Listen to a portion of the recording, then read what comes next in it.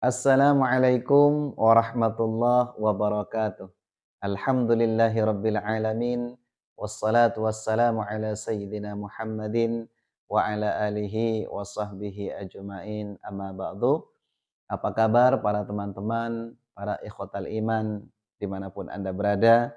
Semoga kita semua senantiasa dicintai dan dimuliakan oleh Allah Subhanahu wa taala. Amin amin ya mujibas sailin.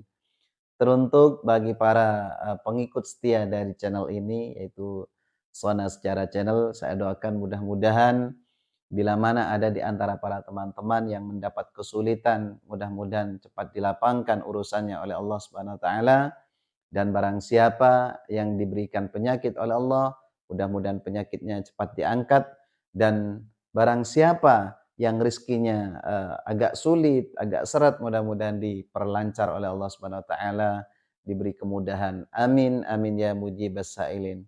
Namun yang terpenting, bila mana ada di antara para teman-teman yang belum menginjakkan kakinya kedua tanah suci Mekah dan Madinah, mudah-mudahan oleh Allah Subhanahu wa taala segera dipanggil oleh Allah bisa melakukan ibadah umroh, lebih-lebih ibadah haji di bulan-bulan yang akan datang atau di tahun-tahun yang akan datang. Amin amin ya mujibas sailin. Bapak Ibu para ikhwatal iman yang senantiasa dicintai dan dimuliakan oleh Allah Subhanahu wa taala, tidak sedikit di antara teman-teman YouTube, mungkin ada di antara subscriber kami ya, yang bertanya mengenai rute perjalanan umroh. Yang mereka saat ini masih bingung, Pak Ustadz sebetulnya yang enak itu kalau berangkat umroh langsung ke Mekah apa langsung ke Madinah?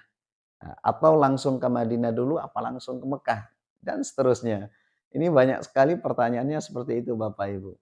Baik Bapak Ibu yang dimuliakan oleh Allah Subhanahu wa taala. Kaitannya dengan rute perjalanan umroh ini sebetulnya semua sama-sama enak Bapak Ibu. Ya, semua sama-sama nyaman, tergantung kitanya yang menyikapinya Bapak Ibu sekalian ya.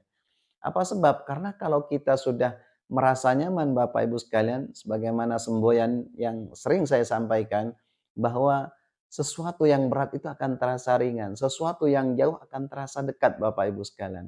Jadi tergantung kitanya Bapak Ibu. Namun Bapak Ibu sekalian, semua perjalanan umroh ini mau ke Mekah atau mau ke Madinah ini mesti ada plus minusnya semua Bapak Ibu sekalian.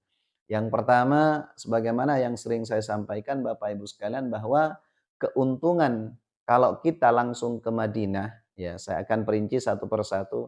Keuntungan kita kalau langsung ke Madinah, Bapak Ibu sekalian, berarti kita langsung senang-senang dulu, ya kan? Artinya apa? Langsung istirahat dulu di kamar hotel, ya kan? Nggak langsung melakukan rangkaian ibadahnya. Jadi langsung nyantai-nyantai dulu di hotel, keesokan harinya mungkin ziarah ke makam Rasulullah. Jadi ada jeda waktu ya. Jadi kalau turun dari pesawat mungkin Bapak Ibu sekalian merasa capek, merasa lelah dan lain sebagainya, Bapak Ibu masih bisa istirahat di kamar hotel. Ya, ini keuntungannya Bapak Ibu sekalian. Namun Bapak Ibu yang dimuliakan oleh Allah Subhanahu wa taala, minusnya di sini nih. Minusnya kalau kita sudah bersenang-senang di Madinah dulu, kemudian berangkat ke kota Mekah ini tinggal capeknya gitu kan.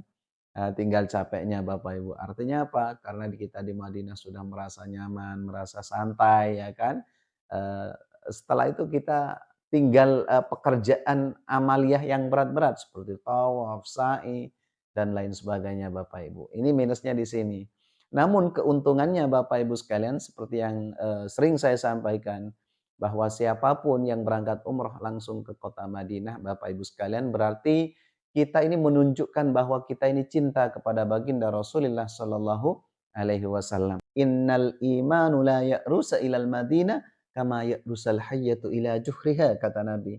Jadi sesungguhnya keimanan ini akan kembali ke kota Madinah sebagaimana kembalinya ular ke lubangnya Bapak Ibu. Jadi para bapak, para ibu, para calon jemaah umroh, para calon jemaah haji misalkan langsung ke Madinah, ini sudah menunjukkan bahwa kita ini mempunyai keimanan yang sangat kuat kepada Allah Subhanahu wa taala. Apa sebab? Karena kalau bukan karena iman yang menjadi landasan moral Bapak Ibu sekalian, mana mungkin kita mengorbankan harta, mana mungkin kita mengorbankan tenaga, waktu dan kesempatan Bapak Ibu sekalian untuk mengunjungi baginda Rasulullah Shallallahu alaihi wasallam. Ini keuntungannya Bapak Ibu sekalian. Apalagi Allah berfirman dalam surat An-Nisa ayat 64, "Walau annahum idz zalamu anfusahum ja'uka fastaghfirullah wastaghfara lahumur rasul lawajadullaha tawwabar rahima." Jadi barang siapa yang berbuat maksiat, berbuat dosa di negaranya ya, di mana dia tinggal, lalu datang kepada Rasulullah sallallahu alaihi wasallam kemudian memohon ampun kepada Allah, maka Rasulullah sallallahu alaihi wasallam pada hakikatnya Bapak Ibu sekalian ini memintakan ampun kepada Allah atas dosa-dosa orang yang berziarah ke makam Rasulullah sallallahu alaihi wasallam. Ini keuntungannya luar biasa Bapak Ibu sekalian. Ya. Jadi sekali lagi Bapak Ibu sekalian, keuntungannya orang yang langsung ke Madinah langsung bertemu dengan Rasulullah sallallahu alaihi wasallam. Sebagaimana yang diriwayatkan dari Ibnu Umar Bapak Ibu sekalian bahwa baginda Rasulullah menyampaikan dalam sebuah hadisnya, "Man zara qabri ba'da wafati faka'annama zarani fi hayati." Jadi barang siapa yang berziarah kepadaku setelah aku tiada atau setelah aku wafat, kata Nabi, faka'annama zarani fi hayati, maka sama halnya dia mendatangiku dalam keadaan aku hidup Bapak Ibu sekalian. Sehingga tidak heran Bapak Ibu sekalian, kadang kalau jemaah umroh ataupun jemaah haji sesampainya di Madinah ketika menghaturkan salam di depan kuburan Nabi, mereka ini meneteskan air mata Bapak Ibu sekalian. Ketika menghaturkan salam, "Assalamu alayka ya Rasulullah, assalamu alayka ya Habiballah, assalamu alayka ya ayyuhan nabiyyu wa rahmatullah wa barakatuh," dan seterusnya. Jadi meneteskan air mata karena seakan-akan dia bertatapan langsung dengan baginda Rasulullah sallallahu alaihi wasallam. Ini keuntungannya Bapak Ibu sekalian. Namun ya itu tadi minusnya Bapak Ibu sekalian, sekali lagi kita itu senang-senang dulu ya kan, nggak langsung melakukan ibadah umroh. Cuman ini Bapak Ibu sekalian nanti tinggal yang berat-beratnya gitu kan. Karena biasanya kalau setiap travel itu ketika landing di Madinah, Bapak Ibu sekalian mesti pulangnya dari Jeddah. Beda dengan tahun-tahun dulu. Kalau tahun-tahun dulu itu Bapak Ibu sekalian, sekalipun Madinah yang dituju itu tetap landingnya di Jeddah. Nah, semenjak adanya penerbangan baru-baru ini Bapak Ibu sekalian, itu langsung ke Madinah dulu, pulangnya dari Jeddah. Ini nyaman menurut saya Bapak Ibu sekalian. Itu kalau kita menuju ke Madinah.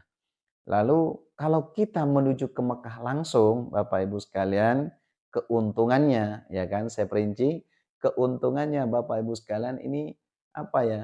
Karena Bapak Ibu sekalian capek lah ibaratnya. Udahlah sekalian capek kita langsung umroh. Ini nanti kan udah umroh istilahnya pekerjaan wajibnya sudah selesai, kita tinggal sunnah-sunnahnya aja nanti di Madinah gitu kan. Tinggal enak-enaknya aja gitu. Nah, ini keuntungannya. Cuman Bapak Ibu sekalian minusnya di mana? Seumpama ada pertanyaan seperti itu ya. Minusnya ketika Bapak Ibu sekalian capek di perjalanan, apalagi yang sepuh-sepuh, yang tua-tua Bapak Ibu sekalian, ini kalau sudah dari Indonesia sudah merasa capek, belum lagi mungkin transit ya kan.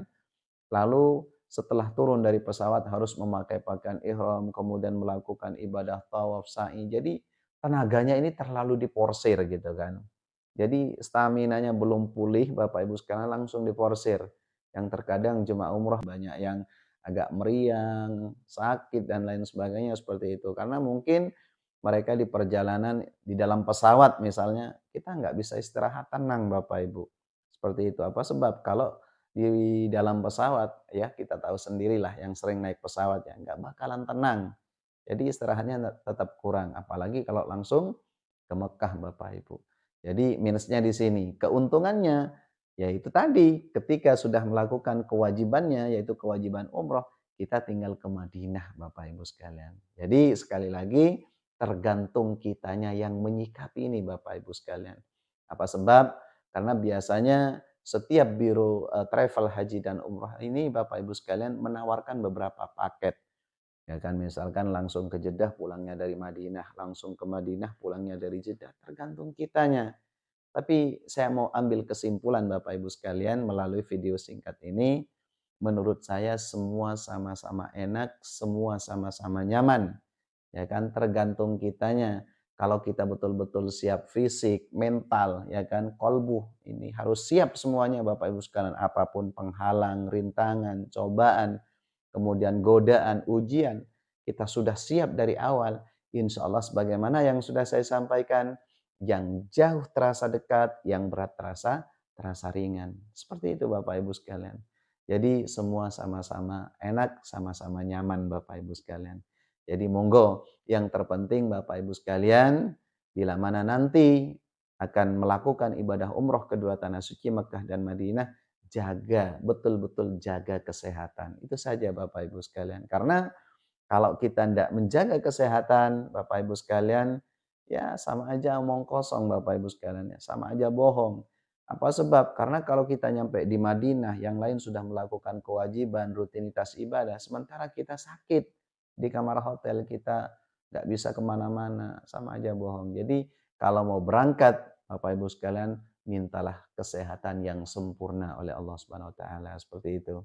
Jadi sebelum saya akhiri video ini Bapak Ibu sekalian, saya doakan mudah-mudahan bagi para teman-teman, sahabat-sahabat YouTube yang insya Allah akan ditakdirkan nanti berangkat ke kota Mekah atau Madinah melakukan ibadah umrah, saya doakan mudah-mudahan diberi kesehatan yang sempurna oleh Allah. Amin, amin ya mujibas sa'ilin.